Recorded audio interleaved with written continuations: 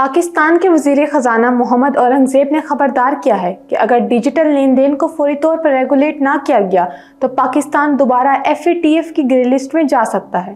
اسلام آباد میں ایک ورکشاپ سے خطاب کرتے ہوئے انہوں نے کہا کہ ملک کی تقریباً 15% آبادی یعنی 2.5 کروڑ سے زیادہ نوجوان ڈیجیٹل بزنس اور آن لائن ٹرانزیکشن میں مصروف ہے اور یہ سرگرمیاں بغیر ضابطوں کے خطرناک ثابت ہو سکتی ہیں۔ وزیر خزانہ نے واضح کیا ہے کہ پاکستان بڑی مشکل سے 6 سال کے بعد گرے لسٹ سے نکلا ہے اور اب دوبارہ خطرے میں نہیں پڑ سکتا۔ ان کا کہنا تھا کہ نو یور کسٹمر اور اینٹی منی لانڈرنگ قوانین پر سختی سے عمل کرنا ہوگا تاکہ عالمی سطح پر پاکستان پر دوبارہ پابندیاں نہ لگیں۔ اس سلسلے میں حکومت نے Pakistan virtual assets regulatory authority قائم کر دی ہے جو کرپٹو کرنسی اور ورچوئل ایسٹس کو ریگولیٹ کرے گی۔ یہ اتھارٹی لائسنس جاری کرے گی جو تمام کمپنیوں اور افراد کو ریگولیٹری فریم ورک کے تحت لائے گی۔ وزیر خزانہ نے کہا کہ اب وقت آ گیا ہے کہ Pakistan blockchain, artificial intelligence, cryptocurrency اور Web3 جیسے جدید ٹیکنالوجیز کو اپنائے تاکہ ڈیجیٹل اکانومی کو مزید مضبوط بنایا جا سکے۔ ان کا کہنا تھا کہ دنیا بہت آگے جا چکی ہے،